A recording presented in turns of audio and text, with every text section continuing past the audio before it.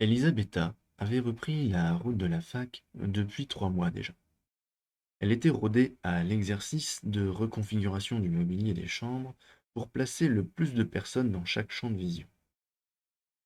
Elle avait passé un peu de temps chez des amis français de ses parents suite à des difficultés financières, mais souhaitait retrouver son indépendance grâce à du travail de traduction, en télétravail bien sûr, qu'elle avait dégoté récemment.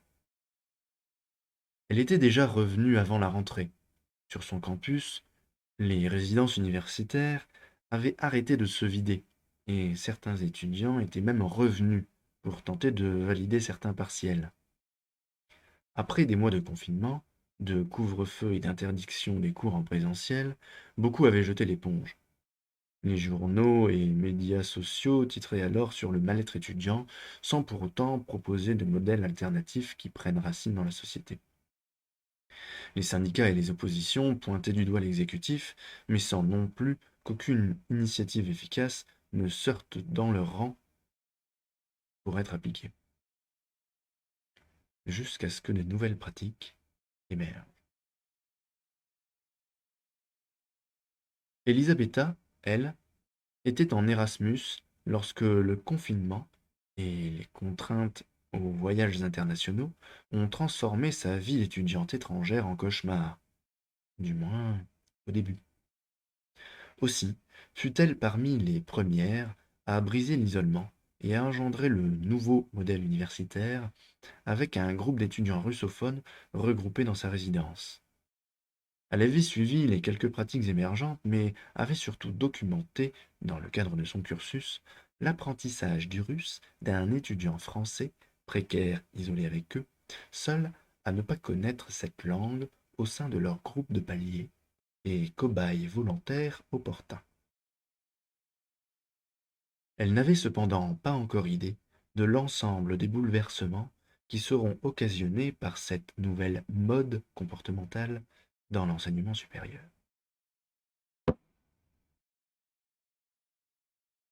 D'après les enquêtes a posteriori, plusieurs hypothèses se disputent la genèse du nouveau modèle. Pour certains, il s'agirait d'étudiants d'un STAPS, section sport-études, non déterminés, non identifiés, qui auraient filmé une de leurs séances de HIIT, ces entraînements courts et intensifs en vogue depuis le confinement. La séance se déroulait dans un escalier et dans un couloir d'une barre d'appartement ou de résidence universitaire.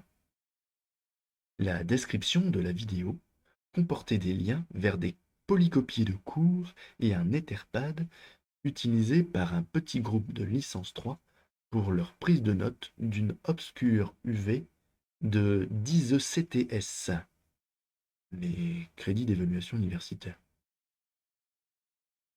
Pour d'autres, ce serait un framacalque archivé par les étudiants d'histoire d'une fac de Belgique.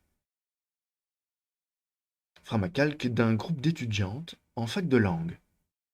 Le tableur collaboratif inscrivait, sans que le campus puisse être identifié, les numéros et identifiants des chambres et bâtiments de leurs membres, avec des mentions bien moins curieuses maintenant que les pratiques s'étaient généralisées. On pouvait lire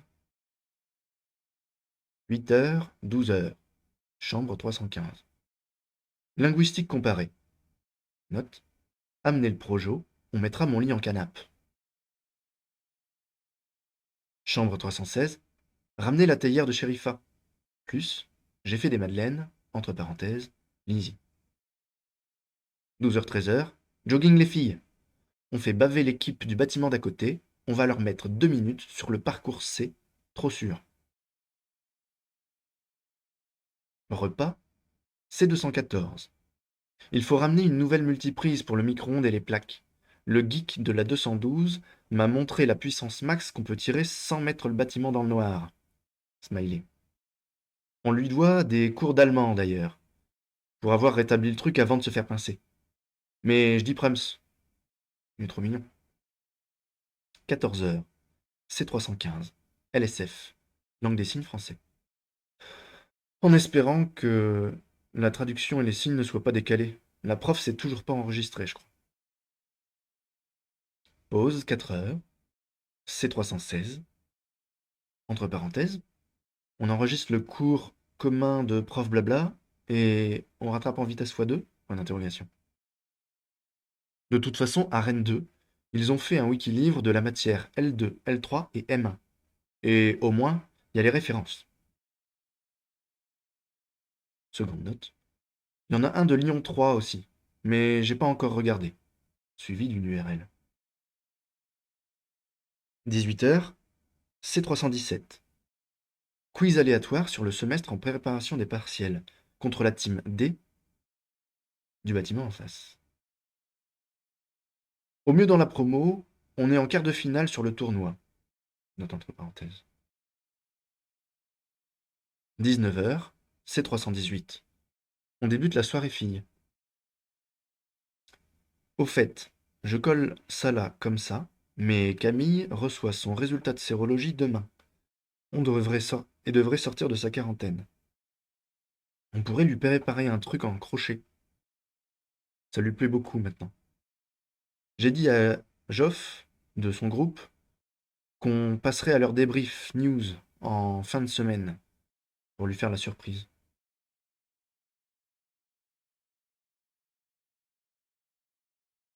Ces traces numériques, parfois copiées-collées d'un support à un autre, ou de vidéos publiées, dépubliées, en passant sur plusieurs plateformes, ne permettent pas de dater le jour exact de l'émergence de chaque pratique.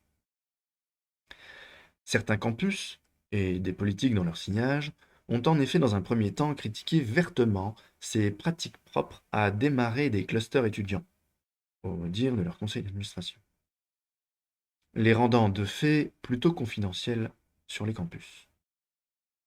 Mais sans hausse particulière des hospitalisations consécutives à ces nouveaux comportements dans les semaines suivantes, et réduisant drastiquement les problématiques étudiantes, les universités les ont tolérées d'abord et institutionnalisées ensuite, le tout adoubé par une classe politique aux abois et prête à toutes les contradictions pour récupérer une victoire de pratiques innovantes. D'ailleurs, les campus en médecine ont semble-t-il joué un rôle significatif, entre départements de psychologie clinique et d'épidémiologie particulièrement, dans l'organisation des tailles de groupe, dans leur délai de constitution et la temporalité des rotations intra- et intergroupes. Les départements de mathématiques, d'informatique et de gestion auraient quant à eux fourni plusieurs modèles et outils numériques pour faciliter la mise en place des pratiques. Les vidéos de vulgarisation sur le sujet, de vidéastes pré- et post-confinement Covid, semblent souligner le caractère international de l'émergence, du moins dans chaque État où des mesures fortement contraignantes visaient la vie étudiante. Le modèle le plus répandu a d'abord consisté en des groupes de 6 étudiants, souvent en vis-à-vis dans les couloirs de résidence universitaire. Ceux-ci procédaient à des roulements entre leurs chambres pour briser la solitude de l'incarcération dans 10 mètres carrés devant un unique écran. Certains groupes n'étaient évidemment pas tous sur le même étage, voire comportaient des mixités de niveaux et de parcours universitaires. Mais globalement, la logique était la même. Se rassembler intelligemment, travailler ensemble. Cette dispersion des chambres d'un même groupe et la composition mixte de ses membres font d'ailleurs encore l'objet de travaux de recherche pour déterminer l'activité physique, culturelle et intellectuelle résultante. La massification de l'usage des mnémoniques semble par exemple être issue d'un cluster d'étudiants confinés en sciences de l'éducation et de prépa médecine, croisant ensuite un étudiant en cinéma sur une instance Peertube. Le socle des nouvelles pratiques pourrait se résumer à la liste suivante. Une chambre, un usage, personne de seul, un roulement entre les étudiants au sein de petits groupes, une chambre en salle de pause, des déplacements intercours systématiques, des pauses conviviales régulières, des documents collaboratifs pour les notes et la constitution d'un cours partagé dans une sorte de nouvelle Wikipédia universitaire nommée Wikiversité et des pratiques de mémorisation explicite associées à chaque contenu. Et pour finir, mais non des moindres, une application directe des savoirs et savoir-faire scientifiques et critiques pour toute application pratique identifiée. Il semblerait même que dans bon nombre d'universités, les retards, d'abord vivement critiqués par le corps enseignant, ceux-ci jugeant que les élèves devaient être présents derrière leur écran dès le début du cours, furent largement tolérés, voire ignorés, suite à des résultats observationnels des effets psychosociaux des bavardages intercours, et cela bien que les nouveaux règlements des apprentissages distanciels les sanctionnent encore explicitement dans plus de 40% des établissements d'enseignement supérieur étudiés.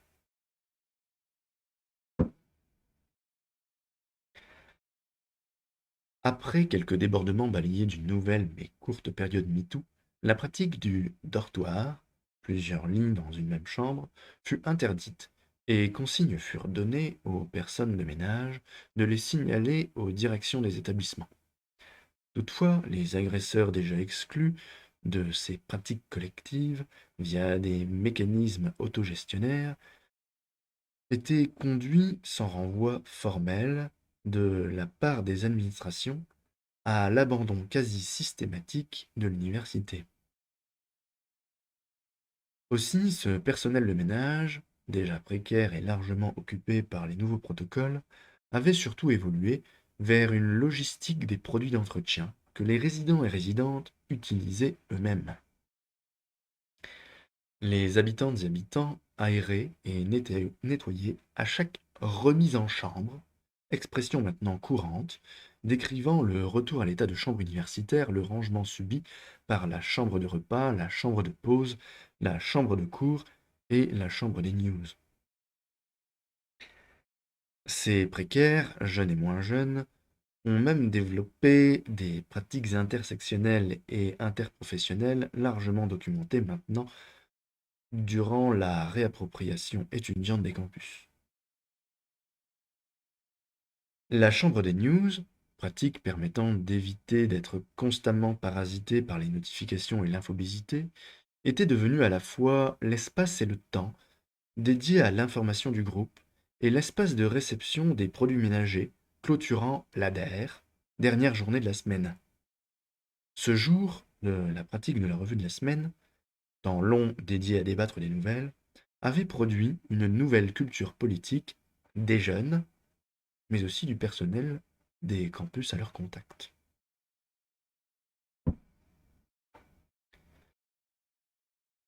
Ce vendredi, Elisabetta donnait son exposé sur les progrès de Romain, son cas d'étude dans l'apprentissage immersif localisé, son voisin de palier et membre du groupe.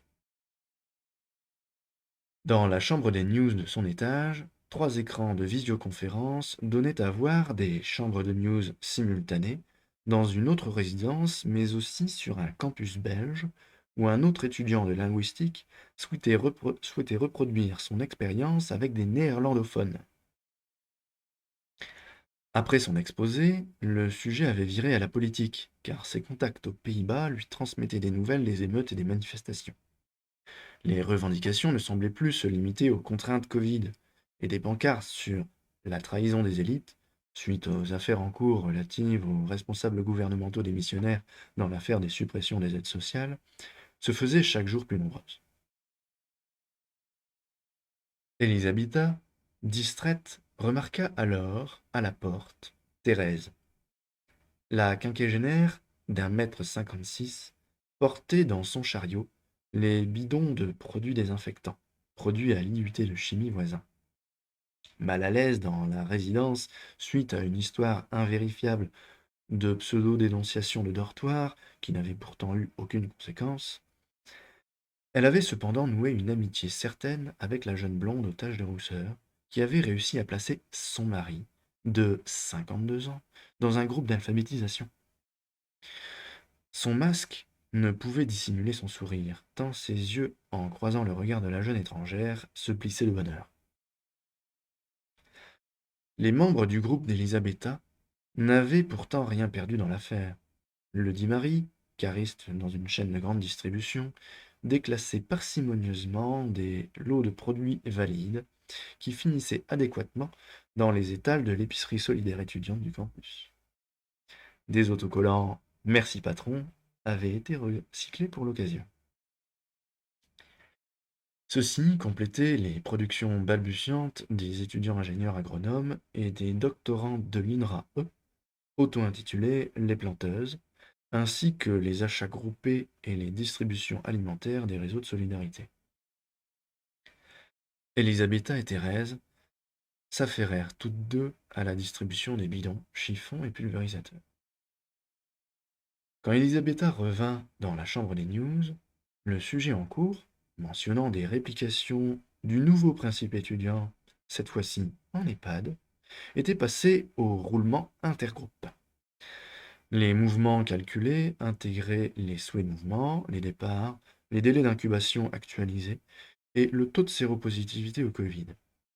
Même s'il faudrait encore quelques séances pour elle avec le groupe de matheux de la résidence voisine pour qu'elle saisisse exactement le sens des incertitudes que ces derniers avaient jugé bon d'intégrer au modèle. Un modèle devenu un peu trop compliqué pour elle, depuis une visio avec un certain lait quelque part en Suisse. Pour elle, ça fonctionnait déjà très bien sans ça, et intégrait même le souhait de non-mixité localement, tout en proposant une mixité équilibrée pour le cas généraux. Mais comme son groupe d'immersion était fixe pour le semestre et que son expérimentation se poursuivait, elle ne se sentait pas vraiment concernée pour le moment. Sans vraiment entendre ou prêter attention à ce qui se disait, mais en balayant du regard la chambre de son amie, aménagée comme chaque semaine, elle réalisa que chacun des petits détails de leur organisation non seulement tenait à distance son mal du pays et les idées noires qu'elle avait nourries au semestre précédent, mais changeait aussi radicalement sa façon d'apprendre et au fond, sans doute, la société qui en émergerait.